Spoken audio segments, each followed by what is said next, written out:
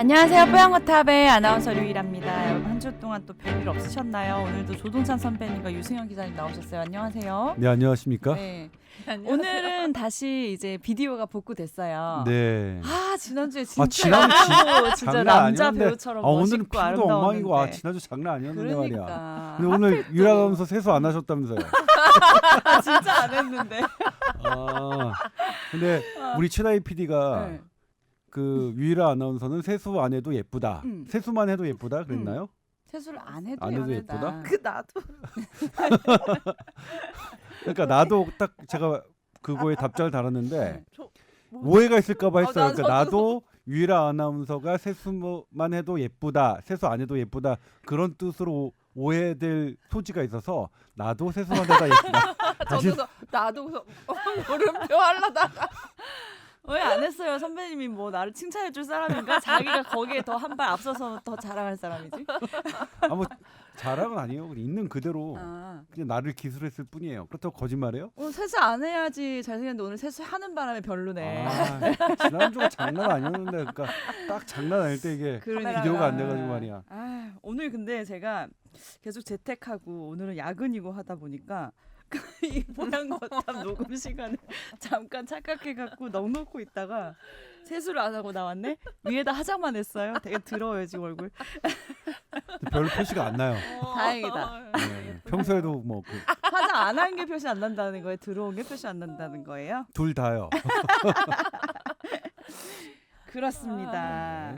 자, 뭐 코로나 상황 뭐 지난주와 별로 달라진 게 없는 것 같고 오히려 뭐 심각한 상황들이 생겨났다면 또 그런 일들이 많이 있었더라고요. 일단은 선배님 지난주에도 좀 예상은 했는데 4단계 계속 가더라도 큰 변화 없을 수도 있다고 하셨잖아요. 네. 진짜 그렇더라고요. 네, 이게 어떻게 그러니까 4단계 일단 두 가지 연장되는 특징이 분위기인가요? 있는데, 네. 거리두기 효과가 그러니까 시간이 지나면 지날수록 효과가 별로 나타나지 않아요. 우리나라만 그런 게 아니라 다른 나라도 마찬가지입니다. 그러니까 영국 같은 경우에도 약간 어떤 정책을 하거나 미국도 약간 사회적 거리두기를 둬도 작년 초반 때만큼의 효과가 나타나지 않아요. 그거는 그러니까 거리두기는 되게 거기에 참여하는 사람들의 의지가 되게 중요한데 네. 1년 반 이상 그런 의지를 계속 갖고 하기에는 어렵죠.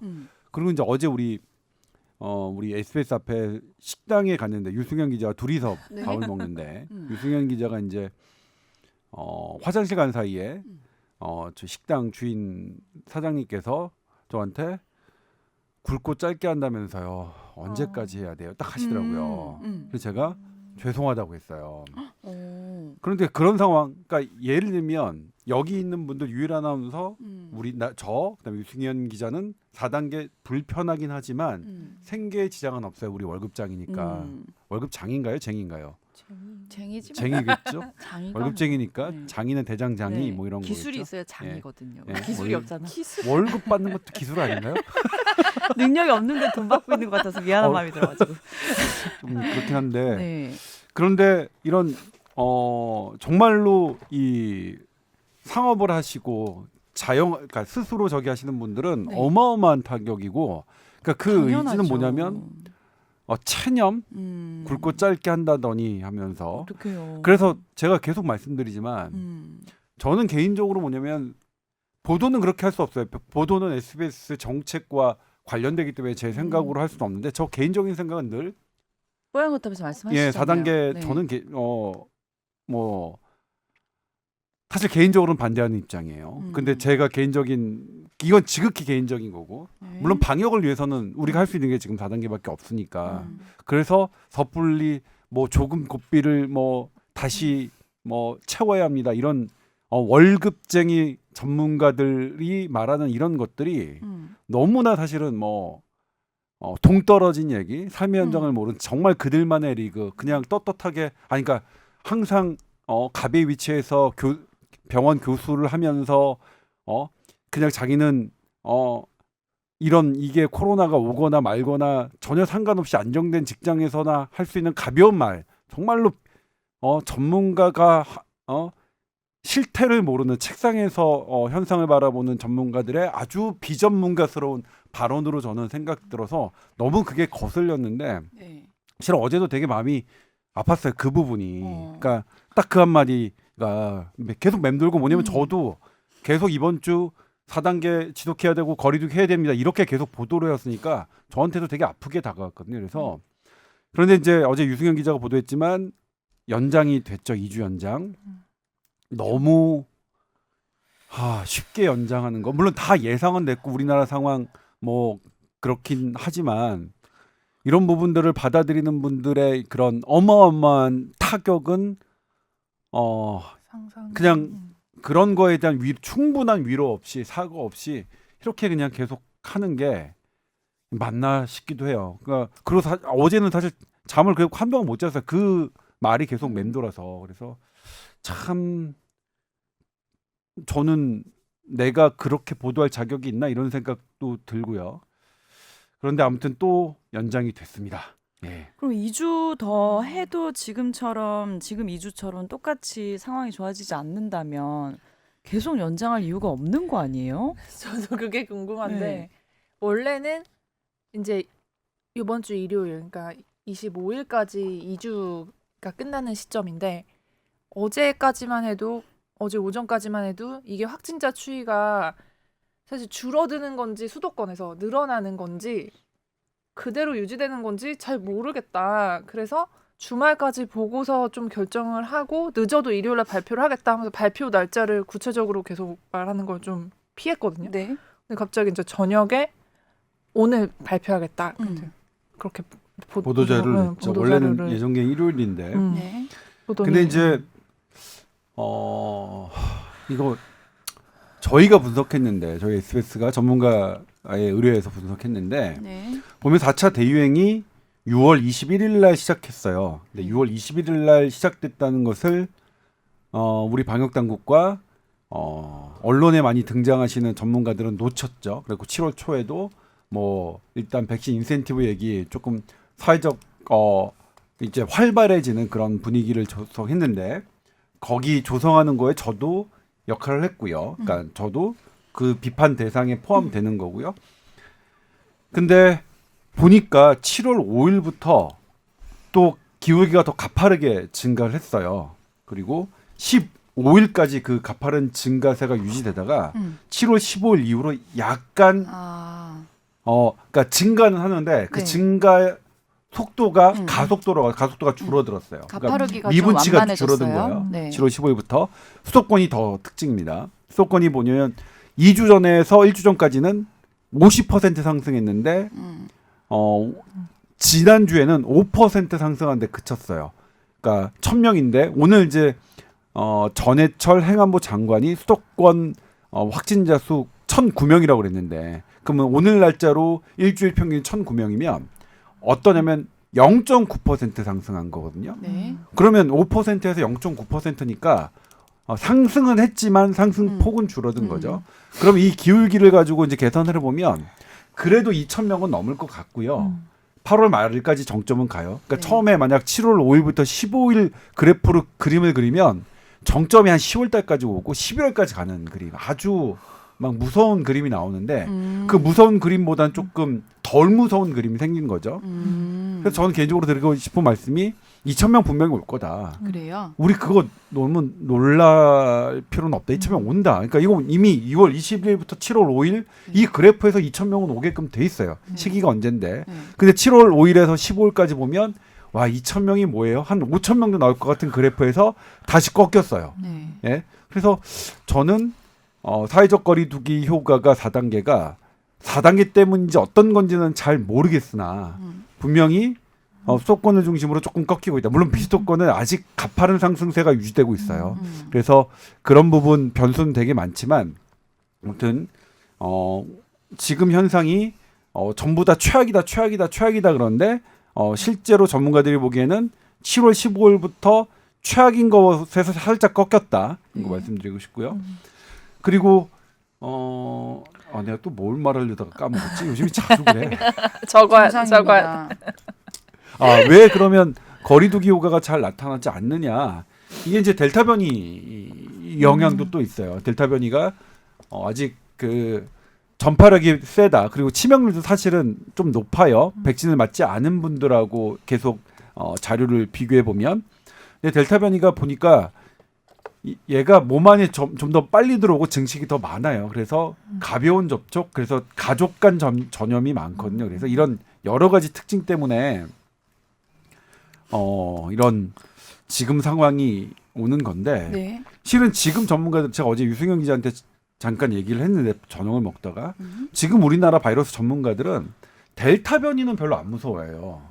델타 변이는 그래도 잡힐 것 같다. 근데 델타 플러스 변이가 만약 도래하게 되면 이건 진짜 좀 무서울 것 같다 그래요. 그러니까 그런 부분 사실 지금 델타 변이가 2,000명까지 넘어가서 이렇게 좀 수그러들겠지만 그것까지는 지금 이 최전선에서 바이러스를 연구하시는 분들은 안 무서워하는데 델타 플러스 변이는 뭐 여러 측면에서 걔가 갖고 있는 전파력과 치명성 부분 되게 무서워하고 또 걔는 백신에 어떤 효과가 사실 델타 변이는 백신이 지금 잘 듣고 있다는 거잖아요. 그렇죠? 뭐 걸리긴 걸리더라도 어쨌든 중증 예방은 되는 거니까 맞아요. 무엇을 맞든 정부는 어제 모더나만 그렇게 얘기를 했는데 갑자기 못 왜 하나 모더나만 얘기했고 파이자 아스트라제네카 나머지도 다 그런 자료 나왔어요. 네, 네. 중증 예방률 낮춘다는 거는. 네. 근데 왜 모더나만 콕 집어서 말씀하셨는지 잘 모르겠는데. 근데 그걸 또 기자님들은 그대로 받아쓰시는 경우는 참 많아요. 그런 부분이 좀 아쉽지만 모더나를 뿐만 아니라 파이자, 아스트라제네카 지금 우리나라가 허가한 백신들은 델타 변이의 중증 예방률 높아요. 그러니까 델타 변이까지는 크게 걱정을 하지 않으시더라. 근데 그 다음에 있을 어떤 거는 잘 모르겠다라고 하니까 뭐 아직까지 계속 코로나19가 있는 상황에서 계속 얘네가 변하는 상황에서는 위협이 완전히 사라지는 거는 아닐 테지만 그래도 델타 변이 정도는 안 좋긴 하지만 지금 어차피 어쩔 수 없이 우리 4단계 계속 유지하고 있지만 우리가 분명히 이겨낼 수 있을 것이다라는 말씀 드리고 싶네요. 빨리 접종은 속도를 늘려야 될 것 같은데 매일 이렇게 보도 자료를 보거나 아침에 뉴스를 들으면 네. 되게 좀 더디게 올라가는 느낌이 되게 들더라고요. 그래서 젊은 층 활동량 많다, 뭐 많이 돌아다닌다 이러는데 사실 조동찬 선배가 말씀하셨듯이 백신을 이미 많이 맞은 나라에선 델타 변이에 대한 효과가 더 높은 걸로 나와 있기 때문에 좀 그걸 빨리 좀 속도를 높여야 될 것 같은데 제가 마음대로 되는 건 아니잖아요. 그렇죠. 근데 이게 제가 그때 이번 주였나 보도를 한 게 그러면 50대 지금 예약 때문에 난리가 났었는데 40대 이하는 언제 맞냐 막 이런 얘기를 했었거든요. 그래서 뭐 8월 말 9월 초쯤이면 되지 않을까 했는데 사실 이것도 또 지금 시점에선 잘 모르겠어요. 더 뒤로 밀릴 수도 있을 것도 같고. 근데 이제 댓글 같은 거를 보면 기사를 이제 올리고 나서 보면 저희 나이대 사람들이 우리는 버려졌다 이런 얘기 되게 많이 하시더라고요. 왜요? 뭐 사실 이제 살기도 너무 팍팍한데 우리 나이가 뭐 백신 이런 거에 대해서도 너무 소외된 느낌이다 이런 얘기를 주변에서도 많이 하고 그래서 이런 속도를 좀 맨날 도입 물량은 뭐 일주일 전에 결정이 되기 때문에 우리도 뭐 자세히 말을 할 수 없다 이런 말씀을 계속 하실 게 아니라 좀 이런 거에 대해서 구체적으로 이런 상황을 좀 돌파하기 위해서 계속 뭐 단계 뭐 확진자 수 이런 거에 집착할 게 아니라 실질적인 대안을 좀 빨리 마련을 하는 그런 정책적인 방향을 속도를 좀 내셔야 될 것 백신 같아요. 물량만 생각하는 게 아니라 조금 더 할 수 좀 있는 조치들을 액티브하게 뭔가를 좀 할 수는 적극적으로 해야 없는가 되는 거 그게 너무 아니냐. 궁금해요. 저는.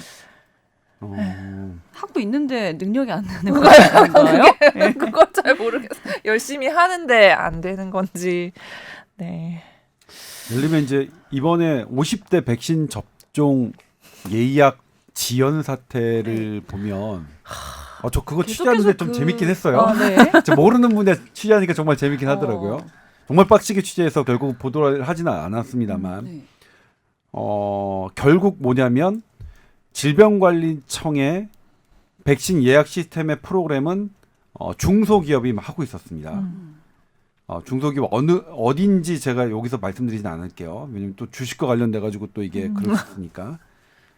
근데 결국 그걸로는 안 될 것 같아서 대기업으로 옮겨갔습니다. LG CNS하고 네이버로 옮겨갔죠. LG CNS가 어떤 기업? 저도 이번에 취재하면서 알았는데 EBS 뭐 이렇게 등록을 할 때 1,000만 명을 대상으로 이렇게 등록하는 게 오류가 나지 않도록 해야 되는 거 그 미션을 LG CNS가 담당했대요. 네. 그래서 LG CNS 이거 취재는 어떻게 했냐면 제가 이제 과기부에 이거 담당하신 분에게 당신들이 이거 이렇게 하는 걸 도움을 줬다고 하는데 그러니까 주도해서 했다고 하는데 어떻게 한 겁니까 해서 이제 쭉쭉쭉쭉쭉쭉 했어요. 당시에 이제 과기부 담당 그 과장님은 저한테 뭐라고 말씀하셨냐면 질병청이 우리에게 협조를 요청하면 우리는 언제든지 쉐어하고 협조를 할 수 있다라고 했는데 그 얘기는 돌이켜 얘기하면 그 당시만 해도 질병청이 과기부에조차도 협조 요청을 하지 않았다는 거겠죠. 본인들이 이제 다 하실 수 있다고 했는데 결국 안 됐고 결국 과기부, 행안부 다 들어갔고요. 결국 대기업 갔거든요. 이 사태는 뭐냐면 우리가 정말로 다 할 수 있는 걸 정말 최선을 다하고 있는 건지가 좀 퀘스천 마크가 드는 대목이에요. 네. 예? 질병관리청 질병 예약 시스템 잘할 수 있고 저희 충실하게 보도했죠. 충실하게 보도했는데 결국 그게 안 돼서 국민들 분노가 됐어요. 기자들도 사실 반성해야 돼요. 그냥 확인하지도 않고 그냥 잘 될 거다 이렇게 그냥 했었잖아요. 그래서 저는 2020년부터 코로나19 사태가 벌어진 이후에 정말 복지부 기자단의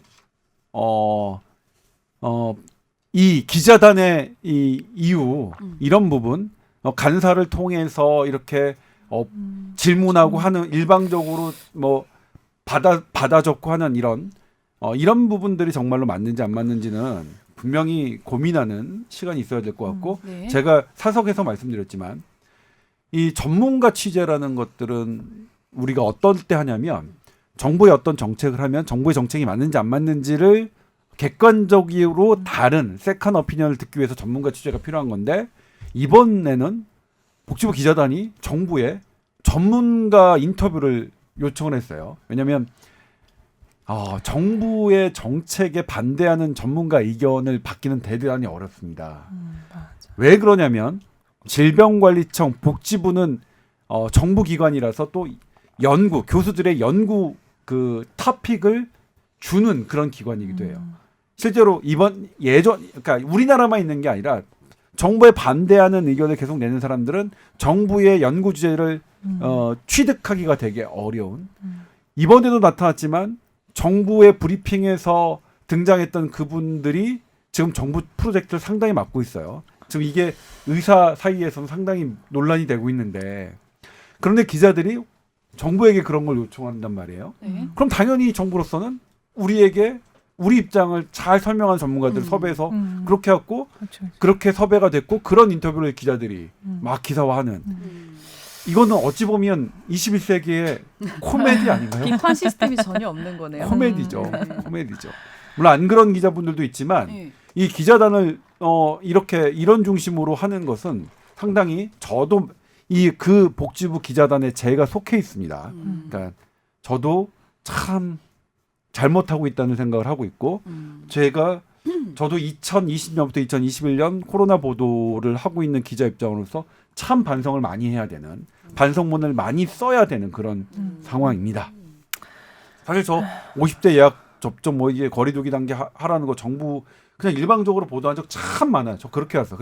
그런데 지금 이제 돌이켜 보면 그 보도들 참 지우고 싶어요. 막 고치고 싶고. 네. 그럴 거라고 예상 조금 하긴 했는데 얘기를 들으니까 아직도 바꿔 나갈 게 많네요. 네. 그렇죠. 사실 지금 돌이켜 보면 지금 이렇게 문제되고 있는 보도 이 상황들 다시 그 시점으로 가서 살펴보면 기자들 그냥 다 보도해서 저를 포함한. 예? 근데 다 안 됐는데 그거 반성 안 하고 또 잘 된다, 또 잘 듣는다, 이제부터 괜찮다 이런 얘기만 지금 하고 있는 거잖아요. 그러니까 여론을 이렇게 선동하는 역할도 그러면 하게 되는 거 아니에요? 한쪽 방향으로 그런 식으로 기사가 써지면? 그렇죠. 결과적으로. 그렇죠. 뭐 그렇게 됐어요. 우리가 선별 능력이 아무리 있다고 해도 그런 기사들이 많아지면 나중에는 그게 많이 노출되다 보면 저희도 판단이 흐려지더라고요. 네. 실제로 이제 저희 그 비공개 전문가 집단에서 나왔던 얘기인데 비공개 저는 그래도 비공개 그런 회의에 많이 불러주세요. 네, 비공개 회의는 뭐냐면 약속이 기사화하지 않는다는 게 전제가 돼요. 네. 뭐 여러 개 있었어요 예전부터. 지금은 조금 공개됐나요? 그러니까 우리나라에서 모 종교 단체가 북한에 병원을 지은 그런 게 있었어요. 저 그때 처음에 회의에 들어갔는데 깜짝 놀랐어요. 그러니까 지금은 근데 나중에 한 3년인가 4년 있다 기사화되긴 하더라고요. 그런 걸 추진하는 과정과 이런 것들. 근데 아무것도 보도할 수 없었죠. 그게 애당초 그렇게 약속이 된 거니까. 근데 이번에도 뭐냐면 그 비공개회의에서 이해관계에 얽힌 제가 사석에서 잠깐 얘기했지만 우리나라 전문가 집단과 이런 관련 업체들의 이해관계가 있고 이런 이해관계가 얽힌 상황에서 각각의 이런 발언들이 실은 되게 학문적이고 전문적인 것 같지만 그 이해관계를 놓고 보면 이 사람들이 이해관계에 치우친 발언들을 하는 그런 현상들이 있어요. 근데 이거 아무튼 그건 되게 취재가 상당히 어렵습니다. 그리고 저는 이번 생에는 이제 그런 취재를 더 이상 하지 않을 작정이긴 하지만 이번 생에 그런 부분들이 분명히 있는데 이번에도 근데 이제 기자들은 사실은 그런 부분들을 되게 의심을 하고 그러니까 되게 잘 이루어지는지 더블 체크들을 계속 해야 되는데 더블 체크가 상당히 조금 이루어지지 않고 있는 그런 양상을 띠고 있죠. 그리고 가장 큰 문제는 이 과학적인 코로나19라는 과학적인 사실에 대한 접근이 정치적으로 접근하고 있는 거죠. 분명히 정치인들이 그렇게 주도했고 정치 성향이 강한 방송인들이 실제로 그렇게 했었죠. 그렇게 해왔었고 그래서 저는 사실 뭐 저도 나름대로 이제 정치적 성향이 있습니다만 네. 그래도 뭐 보도만 갖고 보면 헷갈릴 정도. 너는 뭐야? 좌파야? 우파야? 왜냐면 뭐 예전에는 좌파들이 좋아하는 보도를 했었고 지금 한때는 또 우파들이 좋아하는 보도를 했었고 그럼 저는 뭐 어쩔 수 없이 뭐 그냥 가는 거죠. 팩트대로 가는 건데 근데 그 팩트 제가 취재한 팩트가 틀릴 가능성도 틀렸던 적도 많아서 제가 취재한 팩트가 뭐 옳다는 건 아니에요. 근데 이번에 되게 부담스러웠던 거는 작년에도 그랬지만 대구 경북 신천지 사태로 딱 했을 때 코로나가 대구 경북만의 문제다. 대한민국의 문제가 아니다라는 거가 딱 어떤 정치 성향이 강한 사람이 그 보도를 했고 거기에 많은 정치인들이 막 동조하고 그럴 때는 보도를 하기가 너무 어려웠어요.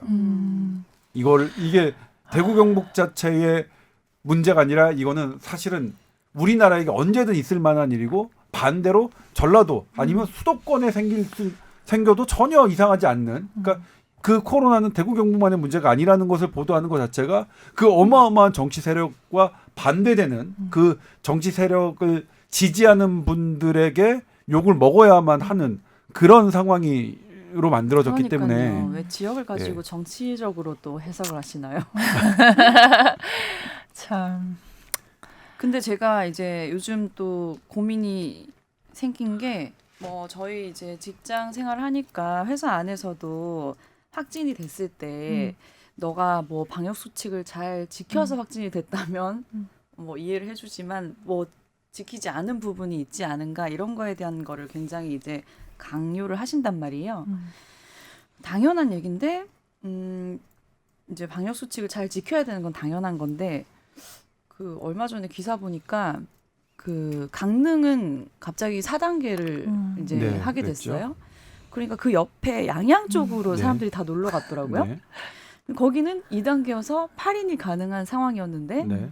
어떤 풀이 있는 카페가 있었는데 거기에 사람들이 모여 있었는데 그 사진을 보고 그림만 보면 정말 황당한 그림이긴 해요. 근데 제가 계속 생각해봤는데 이 사람들이 방역 수칙을 어기지는 않은 거잖아요. 어떻게 네. 보면 맞아. 장소가 그냥 풀이 그렇다 있을 뿐이지. 뿐인 건데. 근데 막 풀파티 막 이런 네, 식으로 그런 보도가 이제 되면서. 서로 간에 어떤 그런 기준점이 다르니까 욕을 하는 부류도 있고 왜 이거는 방수 지킨 거 아니냐 이런 이제 논란들이 굉장히 많은데 그 중에 하나가 또 집회가 굉장한 이제 이슈가 되는 것 같아요. 이제 네. 집회를 하게 되는데 이게 감염 확산 우려가 있다 하시는 분 입장에서는 응?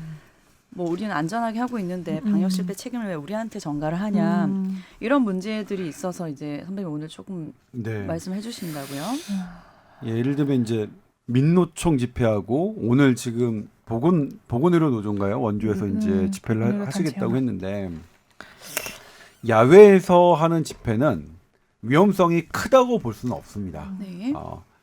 예전에 그쪽 보수 단체죠 전광훈 목사를 중심으로 했던 그것도 비슷한 위험성이죠. 근데 다만 지금은 델타 변이, 그러니까 바이러스 양 증식이 더 빠르고 많은, 그래서 기존의 변이보다 조금 더 가벼운 접촉만으로도 전파가 쉽게 이루어질 수 있는 거라서 그만큼은 조금 더 위험해졌겠죠. 네. 예전보다는. 근데 지금 예를 들면 이제 이게 분위기의 문제인 것 같아요. 당시에는 저는 전광훈 목사 그렇게 집회하는 거 당연히 잘못됐다고 생각해요. 근데 당시에는 어땠나요? 당시에는 그 모든 이 수도권의 이런 그 유행과 이런 것들이 다 그쪽 집회 맞아요. 때문이라고 그랬고, 심지어는 어땠냐면 한 달인가 두 달인가 지나서 서울시에서 자료를 냈어요. 지금의 이런 서울 저기는 그때 시작된 거라고. 저희가 자료를 그때 요청했었는데 정말 밑도 끝도 없이 아무 근거 없이 이렇게 된 거거든요. 사실 그거는 알기가 거의 불가능해요. 예를 들면 지금 민주노총의 집회가 감염자 3명이 나왔는데 그 감염자가 거기서 생긴 건지 아닌 건지 사실은 알기 어려워요. 그쵸. 어렵습니다. 그러니까 그거는 뭐 거기에 있을 수도 있고 아닐 수도 있어요. 그 단정 지어서 얘기할 수 없는데 이건 이제 분위기의 문제겠죠. 예를 들면 이제 전반적으로 모든 사람들이 모이지 못하는 상황에서 모이시는 게 어떤 얘기를 주냐. 예를 들면 그러면 식당을 하는 사람들이 하시는 분들이 나 그럼 야외에서 손님 해도 돼? 해도 몇천 돼요? 명 와서 해. 해놓고 받아도 돼요? 라고 하는 것에 사실은 할 말이 없는 그런 부분이 있죠. 네. 그래서 그런 부분이 있다. 예를 들면 이제 정치적인 왜 그분들이 집회를 하고 하는 부분에 대해서는 제가 언급할 무엇이 없어요. 저는 그 부분은 전혀 모르기 때문에. 네. 근데 방역만 놓고 보면 위험성이 크다고 보여지진 않아요. 야외에서. 근데 다만 델타 변이로 변했기 때문에 그 정도의 위험성이 약간 커진 거지. 실내나 이런 뭐 다른 뭐 노래방 뭐 이런 데보다 위험성이 더 크다고 보여지지는 않고 솔직히 말해서 저는 뭐 이게 어떠세요? 이런 네. 집회가 아주 커다란 감염의 어떤 저기가 원동력으로 작용할 것 같지는 아는데, 않지만 이 시국에 무슨 집회냐 이런 사람도 네. 많잖아요. 근데 그럼에도 네. 불구하고 이게 그러면 전반적으로 우리가 정말 그러니까 사회적 거리두기 4단계를 하는 것의 취지를 상당히 희석시키는 부분이 있다. 다른 분들은 그러니까 목숨 걸 갖고 있겠지만 굵고 짧게 한다더니 뭐 지금 또 여기 당할 집회하시는 수밖에 분들도 없는 생활이 상황인데. 어렵고 어떤 네. 어려움 때문에 하시는 거겠죠. 그렇죠. 네. 그런데 그렇게 어려운데도 집회도 못 하시고 그냥 하시는 분들도 상당히 많다는 것. 그래서 그런 부분 예를 들면 이 방역 당국이 이런 부분에 대해서 만약 원칙적인 행동을 하지 않을 경우 식당을 하시는 분들이 우리 야외에서 바깥에 테라스는 뭐 이렇게 우리 자유롭게 괜찮아요. 하겠다. 라고 이렇게 할 하는 수 것에 있는 대해서는 거 어떻게 아니잖아요. 네. 할지 되게 퀘스천 마크가 있어서 네. 그런 부분에 대해서는 우리가 좀 생각해 볼 필요가 있지 않나 이런 생각이 좀 들긴 해요. 근데 또 되게 신기한 게 그렇게 막 그런 식으로 항의하는 사람은 또 없는 것 같아요. 자영업자분 중에. 그렇죠. 되게 생각은 하고 있지 않을까요? 아니 자영업자분들은 뭔가, 사실 그런 조직이나 이런 것들이 없잖아요. 그러니까 그게 너무 그리고 차량 시위 했을 때도 되게 단속을 심하게 하고 이제 경찰 조사하고 이랬는데 사실 차량 시위로 코로나가 전파될 가능성. 저는 그래서 정치인이 차량 별로 안 좋은 게 네, 정치인들은 항상 표만 생각해서 어떤 조직이나 이런 분들은 사실 이게 정치적인 힘을 갖고 있잖아요. 그리고 그분들은 단합하면 어떤 여론을 형성하고 본인들의 그런 이런 거를 몰아갈 수 있는데 솔직히 자영업자분들은 그런 조직력이 없잖아요. 네. 조직력 특히- 있어야 눈치만 보나요? 특히 네. 영세한 분일수록 조직력 없잖아요. 저 당장 그거 가게 문을 닫을 수는 또 없고. 그래서 어떤 분들은 그렇게 얘기해요. 그러니까 우리나라의 모든 이 방역의 어려움을 자영업자들에게 전부 다 그분들에게 다 떠넘기는 그런 형국이라고 말씀하시는 분도 있어요. 그런 것도 같아요. 지금 계속 얘기하지만 전혀 고충을 감내하는 우리는 월급쟁이들은 자영업자죠. 예. 저희 쟁이들은 저희 같은 예. 예? 근데 지금 맞아. 사실 좀 불편하죠. 예? 불편하고 아이 맡기기 어렵고 이런 부분들이 있지만 그런 불편함 그렇지만 당장 월급이 줄어드는 건 아니잖아요. 예?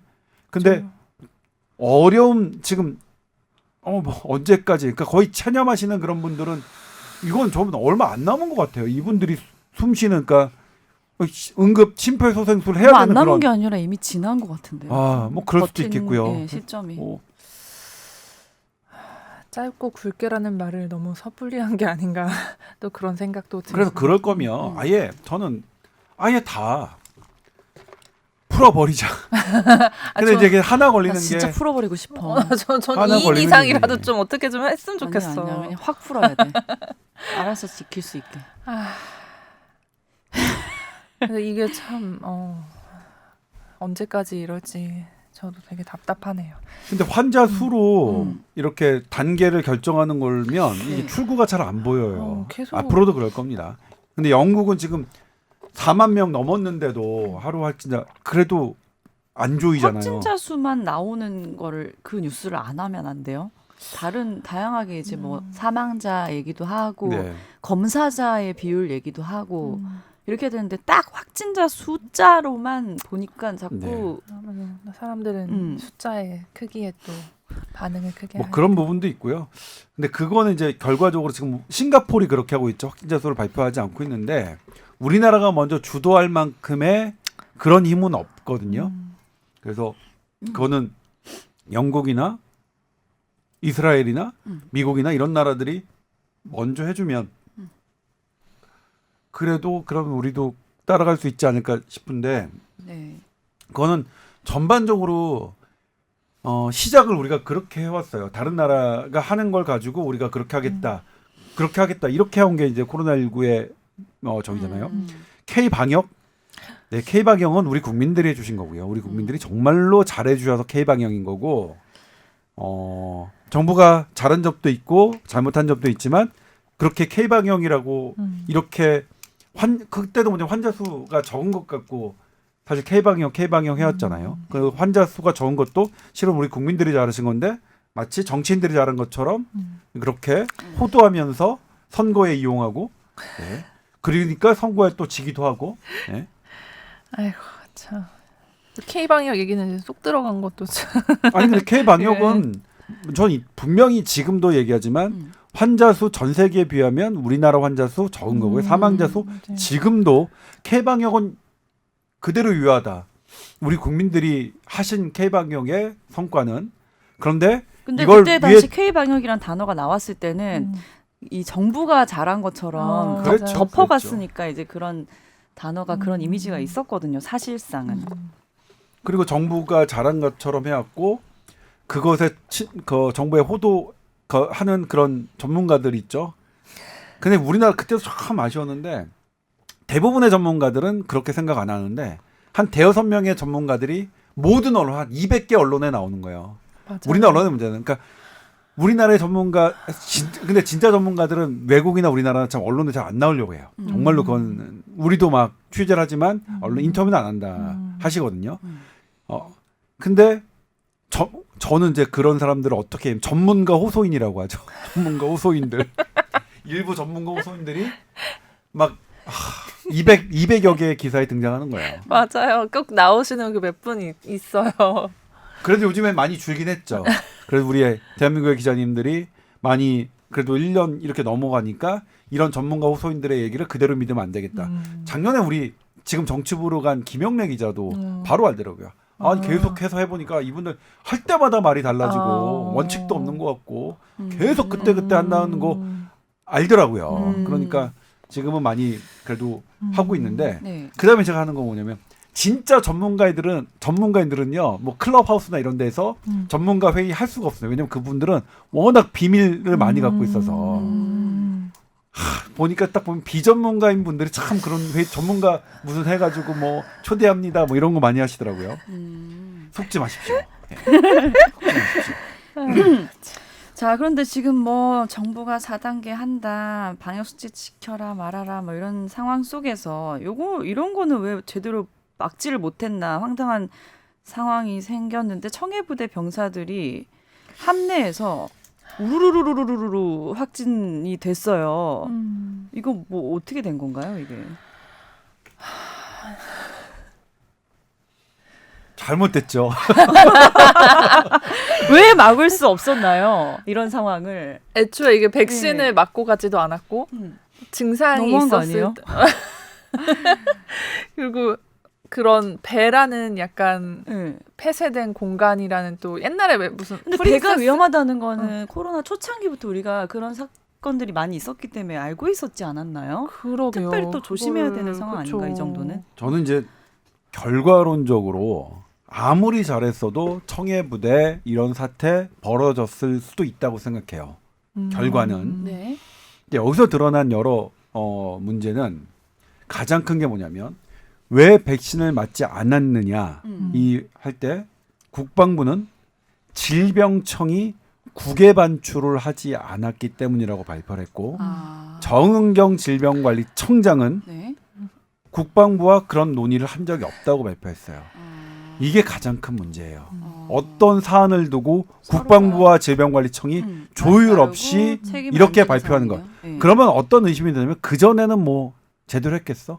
이런 국민적 관심사가 터졌는데도 이렇게 하는데 얘기를 들으면 그래서 제가 직접 취재했는데 우리나라 다국적 제약사들에게 우리나라가 구매한 백신을 국외 반출 해외 부대에 할 수 있느냐 없느냐라고 물었어요. 본인들이 본사에 다 물어봤어요. 그런 조항 없다. 말도 안 되는 소리다라고 얘기했어요. 그러니까 국외 반출 뭐 이렇게 한다는 게 말도 안 되는 거죠. 그러니까 국외 반출이 안 되니까 백신 접종을 안 한다는 처음에 했던 국방부 말은 말도 안 되는 거고. 네. 근데 국방부는 질병청이 그랬다고 했잖아요. 네. 만약 질병청이 그랬다면 질병청도 대단히 물어보지도 않고 일개 기자도 물어봐서 금방 답변할 수 있는 건데 국방부가 물어봤던 질병청 이렇게 사실관계 확인도 없이 이렇게 했다는 것은 말이 안 되죠. 실제로 어떤 운행상이나 이런 것들이 문제가 될 수는 있었어요. 어려우면. 근데 말을 이렇게 국외 반출 여부로 한다는 것은 그리고 이게 국방부와 질병청이 이렇게 다르게 한다는 것은 이건 대단히 심각한 문제예요. 거의 컨트롤 타워 리더십, 그러니까 거의 무정부 상태에서나 발생할 수 있는 일이 한 거죠. 근데 이거는 이게 왜 국외 반출이죠? 또 하나가 뭐냐면 네. 화이자가 일반 상온에서 2도에서 8도까지 그냥 한 달간 보관할 수 있게 식약처에서 허가된 게 5월 31일이에요. 우리나라 식약처에서요. 미국은 훨씬 더 일찍 됐고요. 그러면 한 달 동안이면 화이자 얼마든지 만회할 기회가 있었어요. 예. 그러니까 사실은 백신이 뭐 어렵고 유통이 안 된다, 보관이 어렵다 하는 것 자체가 실은 따지고 보면 다 변명이죠. 그다음에 또 하나가 이제 가장 또 이분들이 신속 항원인지 항체인지 지금 뭐 일단 보도로는 신속 항체라고 하지만 어느 업체 건지를 밝히지 않으셔서 모르겠지만 어쨌든 신속 항원이든 항체든 이 검사는 질병관리청에서 누누이 보조적 수단으로만 이 활용을 하고 그랬고 우리도 주구장창 보도해드렸어요. 네. 그런데 국방부에서 이것을 보조적으로 활용한 게 아니라 이것을 그냥 확진 수단으로 간주하고 대처를 했죠. 그러니까 질병관리청에 지시한 사항이 국방부에서 적용하지 않은 뭐 이것도 그러니까 이런 문제가 있는 거죠. 그다음에 이제 그러니까 아무튼 정부의 이거는 뭐냐면 제가 지금 말씀드린 거는 정부의 말을 그대로 그냥 들은 상태에서 드러난 문제고요.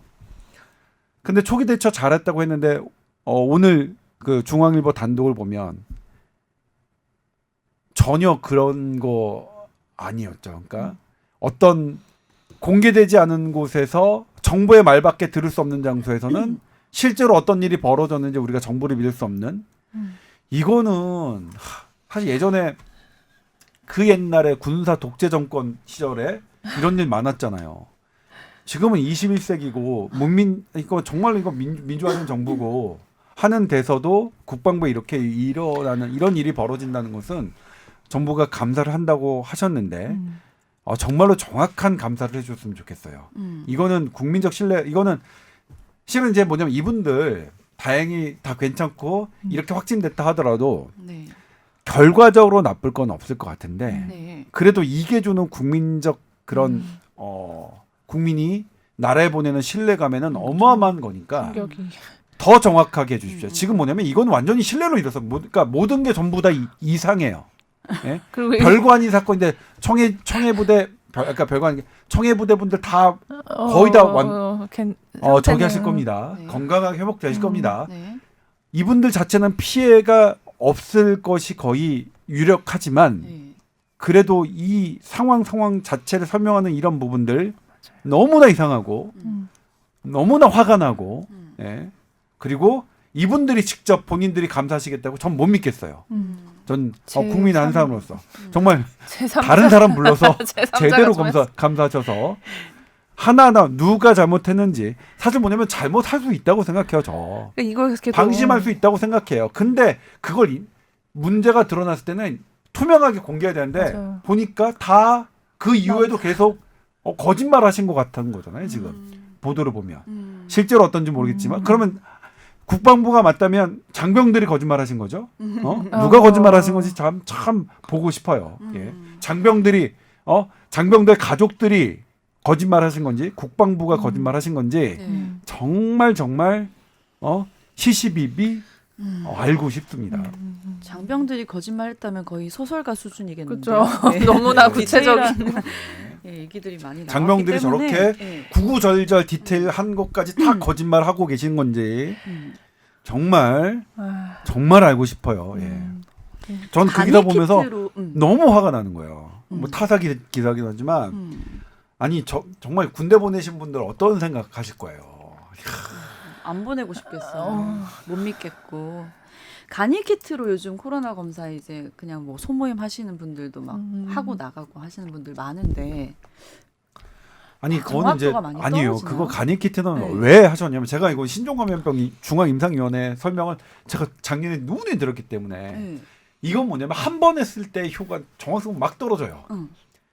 3번 정도 해야 되는데 왜냐면 이제 그 노인 요양병원 이런 데가 사실 뭐냐면 일하시는 분들 때문에 이분들이 걸리시는 거거든요.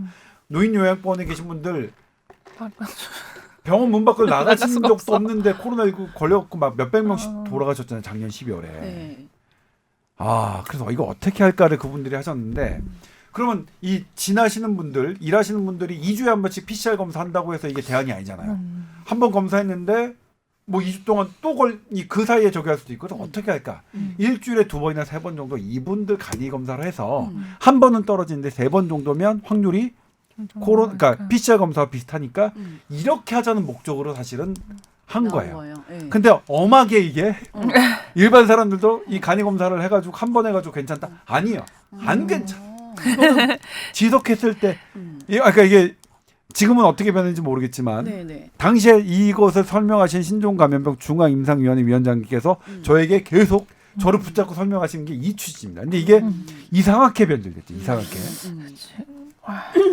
방송 출연자들도 이거 뭐 주기적으로 하라고 권고가 내려왔더라고요. 간이 키트로 방송 출연하시는 분들 얼마 전에 방송계에서 감염되신 분들 많이 나왔잖아요. 그러니까 이게 이제 한 번 만약에 우리가 출연을 한다. 네. 요 전에 한 번 했는데 안 나왔다고 안심할 게 아니라는 네. 거예요. 그렇죠. 그렇죠, 예. 그렇죠. 거죠. 그것도 뭐 권고사항이죠. 음. 정확한 지침이 아니라 그렇게 했으면 좋겠다 하는 건데 또 참 그 음성이 부분도 나왔다고. 참 이 전문가들 사이에서 말이 많아요. 음. 저 부분도 완벽하게 이해관계가 배제되느냐 저런 걸 말씀하신 전문가들이 그런 논란이 있습니다. 그리고 실은 아주 구체적으로 어떤 딱 특정돼서 그분들은 말씀하시는데 아무튼 이거는 근데 자주 하는 게 의미가 있고 그리고 이제 이런 것들이 참 좀 애석한 게 우리가 백신 접종률이 높으면 이런 것에서 훨씬 좀 더 자유로운 선택을 할 수 있어요. 예. 사실 우리가 선제적인 검사가지만 검사는 사실은 차단일 뿐이고 네. 실제적으로 우리가 나으려면은 백신과 치료약이잖아요. 방어는 네. 뭐 그런 부분이 있다. 근데 사실 이런 선제적인 검사, 뭐 간이키트 이런 것들이 고육지책인 거죠. 할 수 있는 게 없으니까. 좀 근본적인 근본적인 코로나가 하루 이틀 지금 상황도 아닌 상황에서 이런 일은 또 다시 일어나지 말아야 되겠어요, 그죠? 네. 충분히 예방할 수 있었던 상황인 것 같은데. 그래서 더 그 감사해서 음. 정확히 조사를 해야지 이제 그런 똑같은 문제가 생기지 않게 될 것 같고 네. 네, 될 것 같아요. 네. 이거 방송 언제 나가는 거예요? 오늘 나가요. 아, 왜? 아니 왜? 비수도권 뭐 그거 뭐 또 일요일 날 발표한다고. 비수도권 일요일날 뭐 일요일날 발표할 수도 있고, 그러니까 예를 들면 지금 오늘 수도권 4단계 연장하기로 했고 비수도권 일률적 3단계 검토를 하는 건데 네. 이것도 사실은 참 처음에 계속 보건복지부 대변인 중수본 뭐 이렇게 해서 뭐라고 하셨냐면 수도권과 비수도권 그 비수도권 일괄적으로 할 필요 없다고 했죠. 왜냐하면 계속- 다 상황이 달라서 괜히 경제적 피해만 한다고 했는데 저희 언론이 오히려 보도했어요. 그게 아니라 전문가들 얘기를 들어보니까 이게 방향성이 중요한 거지. 우리나라 같은 되게 작은 나라에서 너 따로 나 따로, 그러니까 강릉 따로 양양 따로 하면 양양으로 당연히 몰리는, 그러니까 원정 유흥인가요? 이거는 유도하는 측면이 있다 했는데 결국 정말 뭐 열흘도 안 돼서 하시는 거죠. 근데 이제 이것도 어떠냐면 지자체에서 결정하시기 때문에 지자체가 되게 어떻게 될지 지금 지자체도 사실 중앙정부 말을 지금 잘 안 듣고 있어요. 근데 전반적인 위기 상황에서는 지금 중앙정부가 하는 가이드라인을 지자체가 따라야 되는 건 맞아요. 그러니까 지금 우리가 과거에 뭐 잘잘못이고 뭐 아쉬운 거 이런 걸 다 떠나서 이제 지금 우리가 그런 얘기를 했는데 그거 다 떠나서 지금서부터 이제 앞으로 얘기를만 한다면 어쨌든 중앙정부 얘기를 한 게 맞고 우리가 4단계를 수도권 4단계를 안 할 거면 모르겠지만 수도권 4단계를 해서 어쨌든 우리가 이걸로 어쨌든 작전을 걸었다면 저는 비수도권 일률적 3단계가 맞다고 봐요. 그러니까 저는 애당초 수도권 4단계 이거를 개인적으로는 반대하지만 네. 어쨌든 거면. 우리가 이걸로 이 카드를 쓰기로 했다면 좀 이 더 효율을 카드가 높일 수 있게끔 그렇죠. 다 같이 이 동조해야 카드가 된다. 잘 작동하게 하려면 네. 비수도권도 함께 가는 게 맞죠. 근데 이것도 이제 저도 겁나는 게 그런 비수도권에 계시는 또 잘 자영업자분들, 야 지금 우리는 지금 환자도 안 나오는데 왜 우리가 지금 그쵸, 장사를 그쵸. 못하냐 이 말씀을 하시면 이거 뭐라고 제가 다 대답합니까? 참 이거 뭐 진퇴양난의 상황이에요. 이게 기자 저로서는 어떻게 보도할 수도 없는 뭐. 근데 어쨌든 4단계 카드가 작동하려면 수도권 4단계 카드가 작동하려면 비수도권과 그게 연계돼야 그게 효율성이 있는 거지. 그렇지 않고 수도권 4단계 일부만 3단계 하면 당연히 2단계, 그렇죠? 1단계 있는 대로 찾아가는 거는 뭐 너무나 당연한 거고 그렇죠. 뭐 그런 거죠. 예. 어렵습니다. 일단은 뭐 4단계, 요 3단계 좀 시간 지나 보면은 또 코로나가 어떻게 잡혀가는지 많은지를 알 수 있겠죠. 근데 제가 네. 말씀드리지만 제가 오늘도 봤는데 네. 오늘도 이제 그거를 봤는데 양상은 조금 내려갔던데요. 예 조금 들어가요. 100명 정도 그러니까 예를 들면 이제 그 네. 15일부터 꺾였던 가속도가 더 꺾이고 있으니까 음. 이건 긍정적인 신호입니다. 그러니까 우리 분명히 계속 있긴 있어요. 네. 위중증 환자만 잘 관리되고 사망자만 낮은 상태로 유지되면 근데 괜찮을 선배님 겁니다. 2,000명 간다면서요. 2,000명은 가요. 음. 2,000명은 가요. 그러면은 이 완만하게 곡선이 내려가더라도 사람들 체감은 2,000명 하면서 더 아니, 무서워하시죠. 그때 놀라지 말자고요. 미리 예방 오늘의 주제네. 네, 2,000명 그때 돼도 2,000명 놀라지 놀라지 말자네. 사실 뭐냐면 그때 900명 이렇게 700명에서 900명 올라갔을 때 저희가 했어요. 아 이거 1,500명 이렇게 갈 것 같고 뭐 있으면 2,000명도 나오는 곡선이다 이렇게 얘기했고 실제로 질병관리청장도 이렇게 하면 뭐 7월 말쯤에 2,300명까지 올라가는 거 나온다 그랬어요. 실제로 수학적으로 계산해 보면 그렇게 나오거든요. 근데 그거를 좀 강조해서 보도해 주시면 안 돼요? 2,000명 나와도 나올 거다. 나올 거다. 놀라지 말자. 왜냐면 2,000명이라고 생각하고 있으면 아, 1,700, 1,800 해도 네. 안 놀랜단 네, 말이에요. 그러니까. 지금 역대 최대 1,800 뭐 네. 이렇게 하면 사람들이 망했네 망했네 막 맞아, 이런단 맞아. 말이에요. 2,000명 나와도 음. 시간의 문제지. 그러니까 뭐 이게 7월 말에 나오냐, 나올 수밖에 8월 없는 초에 나오냐, 상황이다, 뭐 이렇게 문제인데 얘기하죠. 나와도 이거는 꺾인 상태로 음. 안 나왔으면 좋겠어요. 저도 정말로 안 나왔으면 좋겠는데 음. 그거는 검사 건수를 파격적으로 검사 받는 분이 줄어들지 않는 한 왜냐면 근데 지금 뭐냐면 이것 나오는 것도 우리 국민들이 되게 잘해 주시는 게 뭐냐면 지금은 선행 확진자의 접촉 비율로 확진되는 경우가 45%밖에 안 돼요. 그러니까 이건 선행 접촉자하고 확진된 거는 방역 당국에 당신 검사 받으세요, 검사 받으세요 하는 분들만이고 나머지 분들은 본인들이 그러니까, 자기가 그러니까 집단 감염에서 이제 뭐 이렇게 어. 하시는 분들도 있지만 어디 뭐 현대백화점 어디를 방문했을 하셨던 분들은 때. 검사 받으십시오라고 하잖아요. 하는 그것도 일종의 자발적 검사죠. 네. 그 다음에 아 나 지금 잘 모르겠지만 받아야겠어. 이런 부분들이 상당히 맞아요. 비중이 높거든요. 음. 근데 이런 분들이 만약 아니 나 검사 안 받을래. 그러면 확진자 수는 줄어들 거예요. 근데 그게 바람직한 건지 아닌 건지도 모르겠지만 저는 차라리 그랬으면 좋겠지만 아니, 근데 근데 우리 국민들이 착해. 왜 그러냐면 다른 분들에게 피해를 주기 싫은 거예요. 맞아, 내가 약간 맞아. 찜찜한데 내가 괜히 활동해서 이렇게 찜찜한 상태로 활동해서 다른 사람에게 피해를 주는 게 옮길까 너무 봐. 싫어하시니까 안 하시는 거잖아요. 그래서 이것도 되게 뭐 그래서 지금 확진자 수가 많은 게 저는 뭐 델타 변이 뭐 이런 것들 때문에 어쩔 수 없는 상황인데 검사 건수가 그렇게 줄어들지 않는 한 2,000명이 안 나올 것 같지는 않은데 나오더라도 지금 정도면 괜찮다. 사실 그냥 미국 3만 명, 미국도 얼마 나왔죠? 지금 지금 4만 명. 4만 명이죠. 네. 그리고 영국은 우리나라 인구 구조가 그렇게 많지도 않아요. 그러면 2,000명이면 잘 방어하고 계신 거다. 네. 우리 국민들 잘 방어하고 계신 거다. 마음의 준비하고 안 놀랄게요. 네. 네. 그렇습니다. 네. 열심히 방역수칙 지키면서 개인 위생 철저히 하고 기다려 보자고요. 그러니까 딱 50대까지만 접종이 완료되고 50대는 왜 그러냐면 50대까지가 독감 사망률보다 높거든요. 50대 이하는 독감 사망률 그러니까 물론 델타 변이는 어떻게 될지 좀 모르겠지만 그래서 50대까지만 접종이 완료되면 네. 좀 자유롭게 얘기할 수 있대요 전문가들이. 음. 예? 아 이제 하지 말자 확진자 수 매지 말자. 우리 지금 2,000명도 안 되는 영국 3만 명, 4만 명 걸려도 지금 막 활동하는데 왜 우리 이렇게 하느냐 할 수 있는데 어쨌든 안 좋은 뭐 기분 나쁜 일이 있었어요. 뭐 청해 부대를 통해서 뭐 이렇게 네. 하는 것들 그렇지만 지금의 상황도 우리 국민들 잘하고 계신다. K박영은 존재한다. 이 K가 우리 국민, 우리 국민을 주어로 한 저 같은 무슨 이거 한 기자들 무슨 뭐 전문가 집단들 이런 사람들 빼고요.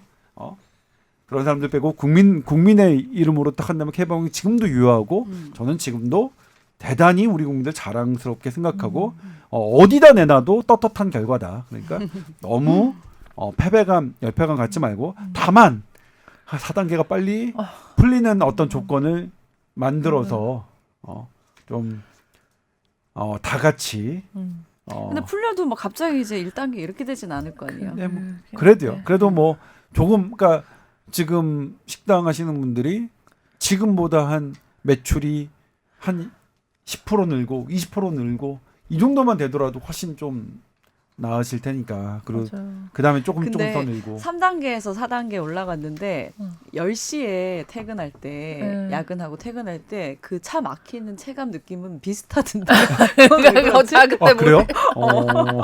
훨씬 안 막혀야 되는데 똑같이 막혀. 맞아. 아니 근데 그때 딱- 저는 뭐냐면 택시가 예전에는 안 잡혔는데 지금은 조금 나아졌어요? 아니 줄 줄이 서 서 있었어요. 어제 네. 저희 SBS 앞도 응. 그냥 택시가 줄이 서 있어요. 저는 음. SBS 13년 다니면서 이런 광경은 처음 봤어요. 이렇게 빈 빈택시가 택시가 많으네. 그냥 계속 서 있는 거는 그러니까 자가용을 네. 많이 가지고 다녀서.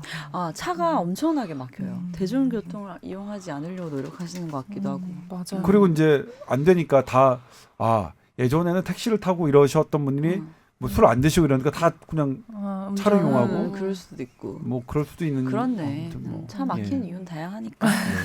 알겠습니다. 자, TOWER 골뱅이 sbs.co.kr로 궁금한 거 메일 많이 보내주세요. 다음 주에 또 다양한 이야기 전해드리겠습니다. 감사합니다. 네 고맙습니다. 감사합니다.